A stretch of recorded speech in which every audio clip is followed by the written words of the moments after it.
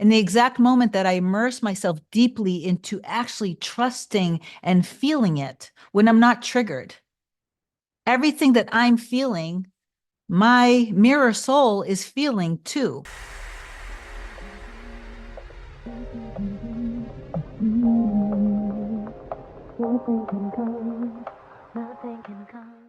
Hey guys, welcome back to another video. In case you're new here, my name is Kim. This is Core Union. I wanted to actually read the post that I put up this morning on my community tab, and then I wanted to address somebody's question. You don't have to worry like you're worrying whether your specific person loves you as much as you love them. And so anyway, I'm going to get into this a little bit. So please do like, comment, share, and subscribe to my channel if you love my content. And if you want me to be your coach, feel free to reach out. A short description, please. So what's going on to Kim at your, oh my goodness, what's wrong with me? Kim at coreunion.com. And then you book your session through my website, coreunion.com. You can either book a 30-minute session, a 60-minute session, or a package. The package is what most people prefer, but you do whatever you want. And then I'll get back to you as soon as I can with my next available session. I wanted to talk a little bit about immersing yourself deeply in the wish fulfilled.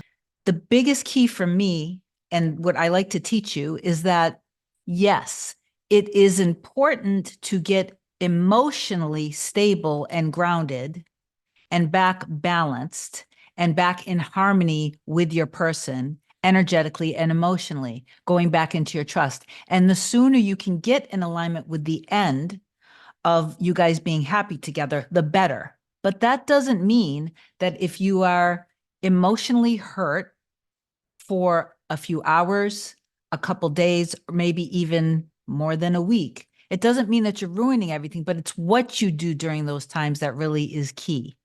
But don't worry so much if you are triggered and if you're feeling hurt and you're not able to even do your inner work. The post, though, that I wanted to read was, you are not someone trying to manifest. And I'm going to add on right here. So you are not, if you're manifesting back a relationship back to be back together with your true love, with your specific person, you are not being the version of you that's in separation, trying to manifest them back. Okay? You really need to understand this. You are not someone in separation from your true love. You are not someone that, quote unquote, doesn't get it or doesn't see it. You are not someone, quote unquote, waiting to get the money or the job, your books to sell, your home to sell, or a home to be yours. Yes, there may be a 3D waiting period, so to speak, AKA the middle. And we patiently wait, and with so much excitement, satisfaction, and gratitude, knowing so much is conspiring and at work in our favor of what we know is ours now in this moment. It is done now. Think and feel from there. So energetically and emotionally, okay? You are that you now emotionally and energetically. Suspend your logic and remember all creation is already done. Accept the truth of who you are and then ask yourself, okay, how would I feel if I am in the relationship now? How do I feel if I own the home right now with my other half? How do I feel making all the money that I know that I deserve and that I'm worthy of? Think from and feel from feeling into that. And stop worrying so much of whether it's actually going to happen, because it is happening. Whether you see things or not, there's a ton of things happening. And sometimes we want to take over God's job, and we get in a lot of trouble when we do that. It doesn't mean that we can't get out of trouble. We can immediately stand back and stand down and tell our egos to chill out and hands off the steering wheel and just hand it back over to let God drive. Because if you think of the most ideal scenario and situation with your specific person, for example, and you imagine that is your home, that is your home. You are here and home is here. It's already done. It's already existing. The life that you desire deep down in your soul, in your heart of hearts, is existing right now. So it's done. You don't have to work for it. You don't have to worry about it. It's done. But you're over here. And the middle can look kind of zigzaggy, and there can be things coming up in the 3D in your mind. that are fears, worries, and doubts that can throw you off and put you on a different trajectory. And also things that are being said or done happening in your 3D can also throw you. But all you do have to do is, when those things happen, even if you get thrown off track, even if you do take the steering wheel and, as if you have a better way, your ego takes over. And now you decide, I'm going to try to take control of the situation. And now you're micromanaging everything. When you do that and you're not actually exercising your faith, what you've done is God was driving you, and God knows the quickest and easiest way from point A to point B, whatever your manifestation is.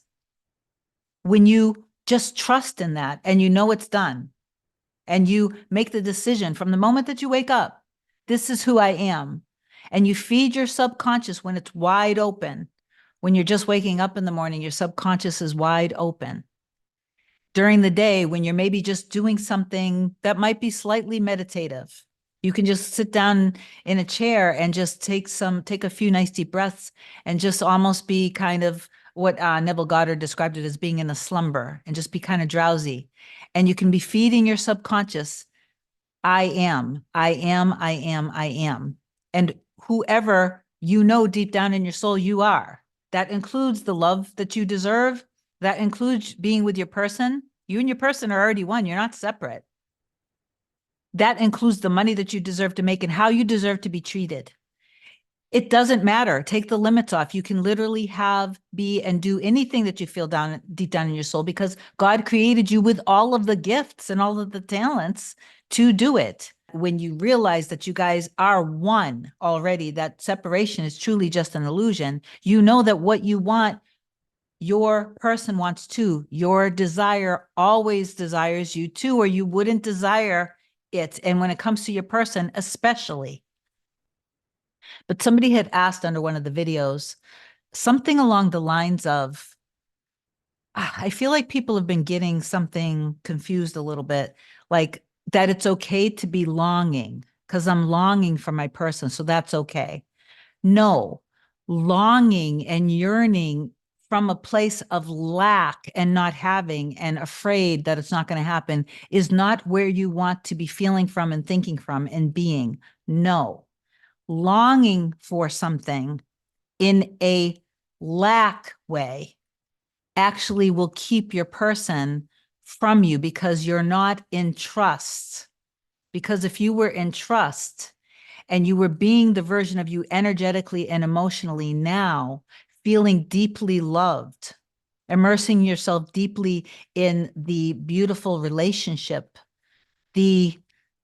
everything that you want in your relationship and how you see you guys being, that is your inner imagination. What you feel deeply in, that resonates very deeply in, is actually your coming attractions. It's your sneak preview. It's when your ego stops you and says, no, but they said they don't want to be in a relationship. They said they don't want you. They said it's over. I can't do this. I don't want this anymore. And so you take those 3D experiences as being set in stone, and you're no longer in your trust in realizing that everything that came up that happened had to happen for the two of you guys.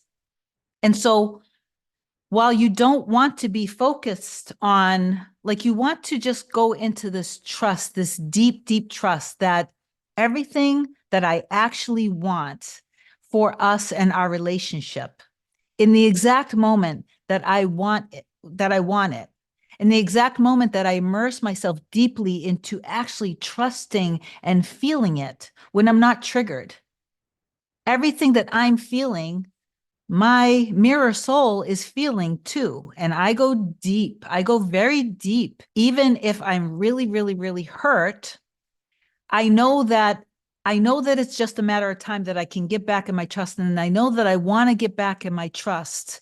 And I want to get back in that kind of immersing myself in us being in a happy union together, enjoying each other, being passionate together, laughing together, adoring each other, just because this is who we truly are. So what I try to do is I try to remind myself in that moment that this is just happening for us, that this isn't this isn't the real us.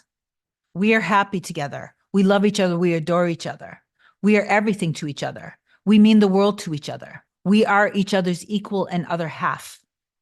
When I keep trying to, I keep trying to go into my inner work and I can't do it yet, I know that there's something being triggered. If it's anything from my past, and this is all very quick, I'll just go in there and I almost do what's almost like a revision technique where whoever hurt me in the past, I'll show up for myself. I'll invite God in to love me and love the parts of me that's hurting. And then I will bring whomever that is coming up in my memory up, because that's the wound that has nothing to do with Hannah.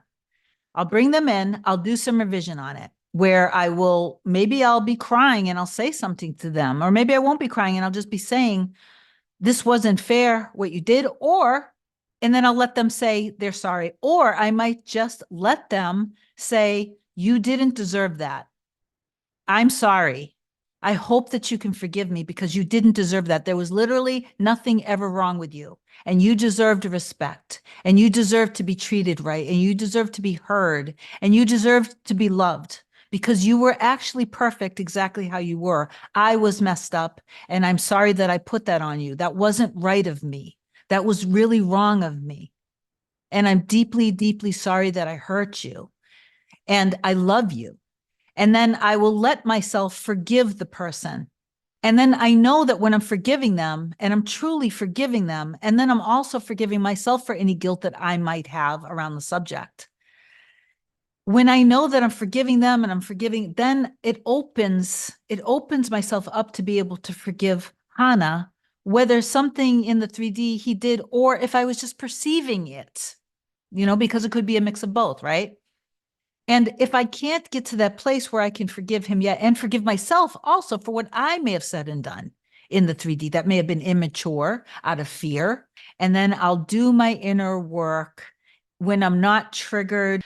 I'll say some affirmations of what it is that I want. I'll start to kind of have my own personal imaginary inner conversations with whomever is involved. When it comes to me and Hannah specifically, I'll just put myself in the end of basically us being in our life together, everything that we want, literally everything that we want. And I know while I'm doing the work that he wants all of the same things too. And I know that while I'm doing this inner work and I'm going into trust in it, that everything is working. Whether I see anything in the 3D reality or not, I don't need proof. All of the proof and the evidence that I need is literally in my heart. It's in my soul. So I do that inner work. And then I stay on a super clean mental diet throughout the day. And any time when any thoughts arise that are not in alignment of that end together, of us having just a happy, beautiful, loving, tender, sweet, passionate, incredibly like beyond anything that we've ever wanted, because that's what we have with each other. Anything that's not in alignment with that, if there was any kind of upheaval that came up in my 3D, is literally not worth my attention or energy. It is not welcome in my kingdom of heaven. I'm very, very, very selective and choosy of what thoughts I allow myself to think about. And so I just ask myself, is this my end? No. And another thing I want you to say to yourselves, guys, keep this in mind. If you have been doing your inner work with you and your specific person, for example, and you've been really faithful to it, and something comes up in the 3D reality, you can just literally say, this all the more I know that it's happening because this is coming up so I can make a choice. I can make a choice that this is no longer who I am. This is no longer who they are. This is not us. And so I'm releasing this and I'm letting this go. And I'm immersing myself even deeper into the passion, into the love. So anyway, in the morning, back to this, I'm just literally, I'm feeling the weight of his body. I'm loving him. I'm holding him. We're looking in each other's eyes. We're laughing together. We're loving each other. We're having an inner conversation. And then I come out of that and I know that as I'm feeling that, I know he's feeling it too. And he does, because we're one. Remember, you guys are literally one. So stop thinking of you as being single, trying to get them back. Okay. Stop thinking of you again. Where I started this was stop thinking of yourself as being the version of you that is trying to manifest your person back. No, you are already thinking from and feeling from being back together. You guys are a unit. So start thinking for the two of you guys, not as a single person. Okay. So anyway, I stay on a super clean mental diet. I challenge any thoughts that go against it. If there's a deep trigger, I love myself through it. And then I just continue. In the middle of the day, I do another kind of just spend some time with him energetically, emotionally. And then as I'm going to sleep, and that's it. And no matter I don't know if we're going to live until we're 100 years old, but no matter what we're doing in our life together, I will always be doing the inner work. Sometimes we laugh about it.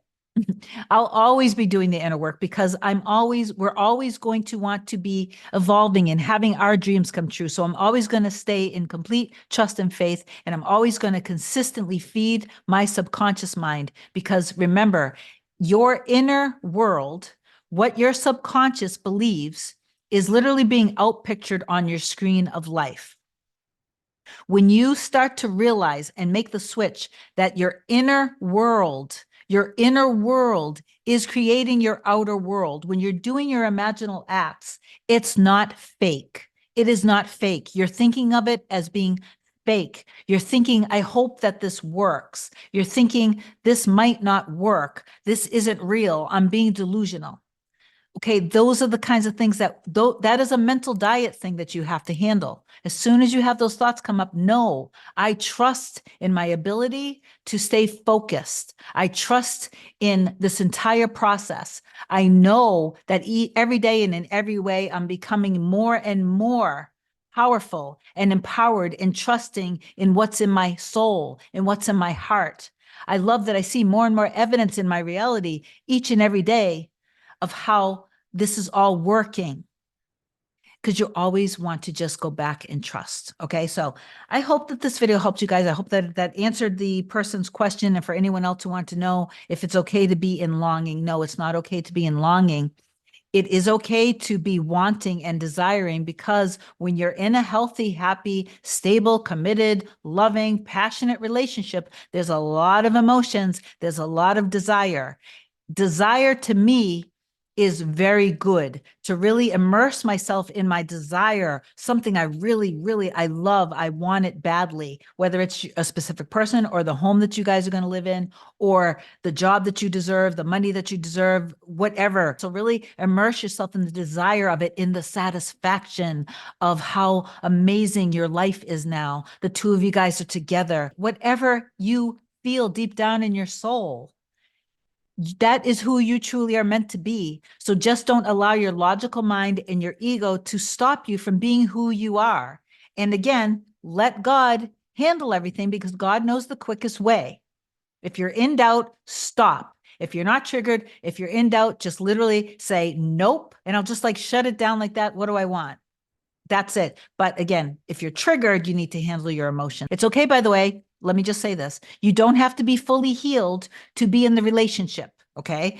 You don't have to be perfect to be in the relationship. You guys can work out your things together like any other normal couple. You guys can support each other, be there for each other. You can cry together. You can own your fears. You can share your fears vulnerably with your person, and they will be there for you when you have actually gone into that trust. Okay. So anyway, I love you guys so much. I hope that this video helps. If you need me, reach out, comment down below that you know that it's done, that you trust in your end with your person, or with the money, or with the job, or with the best-selling books, or with whatever it is that you are creating in your reality, because you are the one. God chose you. So if it's with you and your person, you are the one that God chose to be with your person. You guys were created for each other. If you want to create, I know I'm going on tangent again, if you want to create a particular business, you are the one that was chosen to create this business. Okay. I love you so much. Have an amazing day. Bye.